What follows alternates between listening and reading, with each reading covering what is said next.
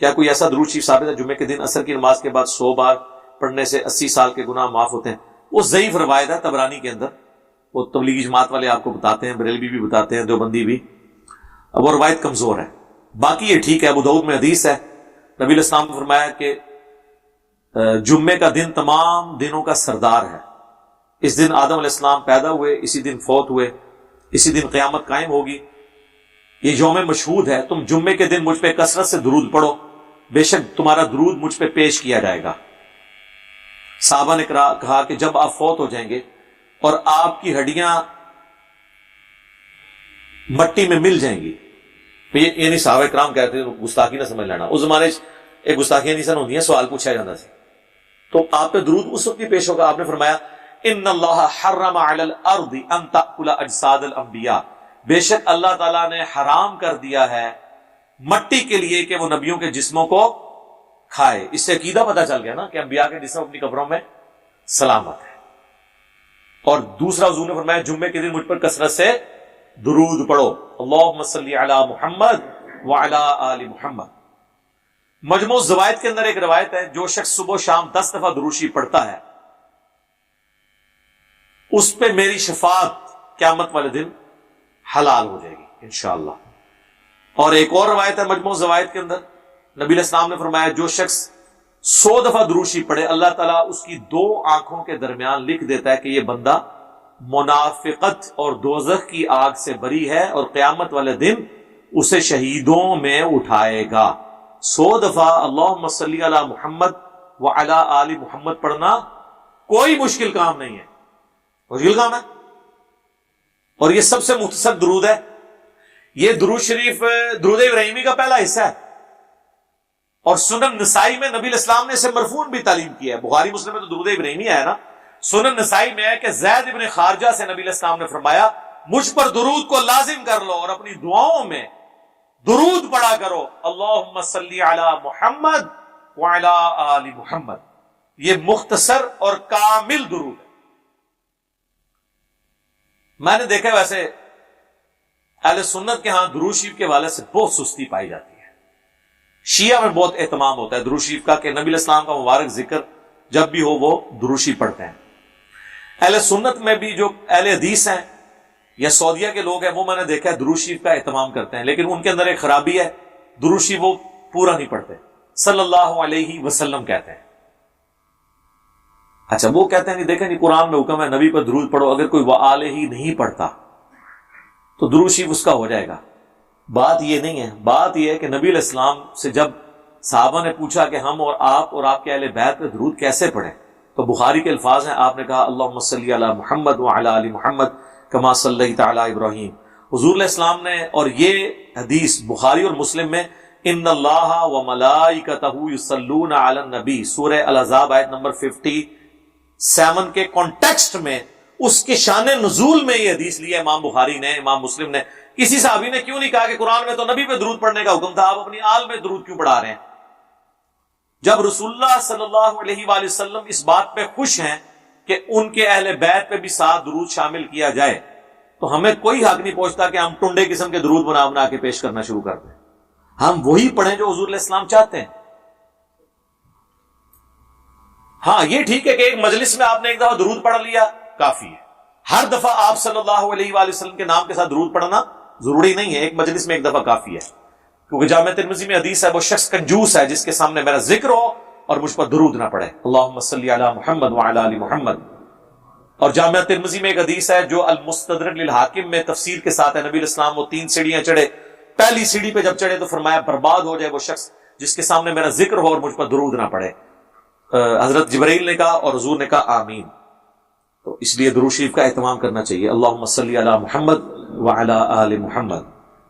یہ اپنے کلچر میں درود کو داخل کریں۔ یار دنیا میں کوئی ایسی عبادت ہے نفلی عبادات میں جس طرح کی درود شریف ہے؟ صحیح مسلم میں حدیث ہے جو ایک دفعہ درود شریف پڑھتا ہے اللہ اس پہ 10 رحمتیں نازل فرماتا ہے، اور سنن نسائی میں ہے کہ اس کے 10 گناہ بھی معاف کر دیتا ہے، اس کے 10 درجات بلند کر دیتا ہے، اور اس میں 10 دفعہ درود بھیجتا ہے۔ اللہ جس پہ درود بھیجے، اللہ جس پہ رحمتیں بھیجے، درود شریف اللہ کی عبادت ہے، یہ نبی علیہ السلام کی عبادت نہیں ہے، کیونکہ ہم اللہ سے کہتے ہیں اللہم صلی علی محمد، اے اللہ آپ رحمت بھیجیے، تو یہ ہم حضور کے حق میں کیا کر رہے ہیں؟ دعا. اور دعا قرآن میں کیا ہے؟ ادعونی استجب لکم، مجھ سے مانگو میں تمہیں دوں گا. اور ابو داؤد میں، سنن نسائی میں حدیث ہے الدعاء هو العبادہ، دعا ہی تو عبادت ہے. تو یہ دعا ہے نبی علیہ السلام کے حق میں جو عبادت ہے. مسلم شریف میں حدیث ہے جو اذان کا جواب دے، یعنی مؤذن والے کلمات ریپیٹ کرے اور حی علی الصلاح حی علی الفلاح پہ لا حول ولا قوت الا باللہ پڑھے، اس کے بعد مجھ پہ درود شریف پڑھے اور پھر الوسیلہ والی دعا مانگے میرے حق میں، قیامت والے دن اس پہ میری شفاعت حلال ہو جائے گی. دعا آپ حضور کے لیے مانگ رہے ہیں، فائدہ آپ کو ہو رہا ہے. حضور ہمارے درود کے محتاج نہیں ہے، لیکن حضور صلی اللہ علیہ وآلہ وسلم کے جو ہم پر احسانات ہیں نا، وہ متقاضی ہیں کہ ہم آپ علیہ السلام کی تعلیمات پر عمل کریں، آپ کے دین کے لیے اپنا تن من دھن لگائیں، آپ پہ جو قرآن نازل ہوا اس کی ترویج کریں، آپ علیہ السلام کی عزت اور عصمت کے لیے اپنی جان دینے سے بھی دریغ نہ کریں، اور آپ پر درود شریف پڑھیں. یہ رسول اللہ کا حق ہے امت کے اوپر کہ ان کے حق میں. یار دیکھیں، آپ کسی شخص سے بہت خوش ہوں، آپ اسے اس کائنات کا سب سے بہترین تحفہ کیا دے سکتے ہیں جس سے آپ خوش ہوں؟ کہ آپ اسے دعا دیں. کوئی دنیا میں مجھے بتائے کسی شخص کو دعا دینے سے بڑی کوئی انعام کو کسی کو دے سکتا ہے؟ زمین و آسمان کے سونا چاندی بھی کسی کو دے دیا جائے، اس سے بڑھ کر ہے کسی کو آپ دعا دے دیں. یہی ہے نا، اس سے بڑا تو آپ کوئی گفٹ کسی کو نہیں دے سکتے. تو اللہ کے نبی کو آپ سب سے بڑا اگر کوئی گفٹ دے سکتے ہیں آج کی ڈیٹ میں، ان کے دین پر چلنے اور ان کے دین کی ترویج کے بعد، کیونکہ اس کا حکم سورۃ الاعراف میں ہے کہ مومن وہ ہیں جو حضور علیہ السلام پر کی نازل کی گئی کتاب پر ایمان لاتے ہیں اور نبی علیہ السلام کے مددگار ہیں ان کے دین کے معاملے میں اور ان کی عزت کرتے ہیں. اور اس کے بعد درود شریف پڑھنے والے لوگ، کیونکہ حضور کے لیے دعا کر رہے ہیں. دعاؤں کی تو ہر بندے کو ضرورت ہے، نبی علیہ السلام کو بھی دعا کی ضرورت ہے، اگرچہ وہ ہماری دعا کے محتاج نہیں، لیکن ہماری ہر دعا کی برکت سے ان کے درجات بلند ہوتے ہیں. ویسے تو فرشتے اور اللہ خود درود پڑھ رہے ہیں، باقی تو آپ کی شان کو کون پڑھ سکتا ہے؟ کیا آپ جن نکال لیتے ہیں؟ جی میں تو وہ جن کٹے نے،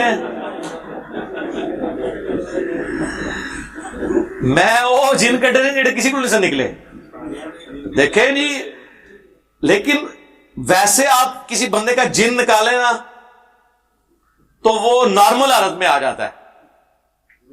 میں جو تم مولویوں نے جن کٹے نے نا انہوں جن پی گئے نے، غصے چ دیکھ نہیں رہے تسی کن جو لرزدے نے، ہاتھ پیر کمنے شروع ہو جاتے ہیں. میرے باقی سب کو وہ پیار محبت سے بات کرتے ہیں، ان سے اخلاقیات سے بات کرتے ہیں. میری باری آتی ہے جناب، وہ نام بھی آپ دیکھیں ایک دوسرے کے نام آج کل تو میری وجہ سے بہت احترام سے لے رہے ہیں. کہ چاہے وہ جس طرح بعض اوقات گھر میں مہمان آئے ہوں نا، تو گھر میں جو آپس میں لڑنے والے بھی ہیں نا، وہ ان کے سامنے اپنا منہ رکھنے کے لیے آپس میں احترام سے بات کرتے ہیں. یہی کچھ مولوی کر رہے ہیں، ٹھیک ہے. اور بڑے احترام سے اشرف تھانوی صاحب، احمد بریلوی مرحوم، ورنہ کتابوں میں تو المہند میں لکھا ہے یہ شیطانی لشکر ہے جو ہم پہ حملہ آور ہوا ہے احمد بریلوی. اور احمد بریلوی نے اسام الارمین میں لکھا ہے ان کے بارے میں کہ یہ واجب القتل ہیں علماء دیوبند. ان کہتے نہیں اسی بھائی بھائی ہیں ہمارے چھوٹے چھوٹے. بہت اچھی بات ہے. میں کہتا ہوں میری دشمنی میں اگر آپ نے اتحاد امت کر لیا نا تو مجھے اس کا کوئی غم نہیں، میں خوش ہوں اس بات، میں چینگے میں نہیں لاؤں گا تھوڑے. تو باقی رہ گیا جن نکالے میں، بھائی یہ پروفیشنل لوگ ہوتے ہیں جو جن کی یہ فیلڈ ہے. وہ کرسچنز میں بھی ہیں. ہانٹنگ پروگرام آپ دیکھ لیں، اس پہ ڈسکوری چینل پہ لگتا تھا. ہندو بھی جن نکال لیتے ہیں، یہ ایک فن ہے، اس کا تعلق کسی کی بزرگی سے نہیں ہے. ہندوؤں میں، عیسائیوں میں، یہودیوں میں بڑے بڑے جن نکالنے والے لوگ ہیں، جن ڈال بھی دیتے ہیں. تو باقی آپ کسی ایسے صحیح العقیدہ مسلمان کے پاس جس کی یہ فیلڈ ہے جائیں، جو شرکیہ کلمات نہ کہے، آپ اسے جن نکلوائیں. وہ ایک بندے کو تو میں جانتا ہوں، میں آپ کو بتا دیتا ہوں. پنڈی میں راجہ بازار میں اقبال سلفی صاحب ہیں، ایک اہل حدیث ہیں اور بڑے ذمہ دار پکے موحد ہیں، سنت اذکار بھی دیتے ہیں. وہ میں کبھی گیا نہیں ہوں لیکن میں ان کی کچھ ویڈیوز دیکھی ہیں، جو لوگ گئے ان کے پاس، تو آپ ان سے رابطہ کریں.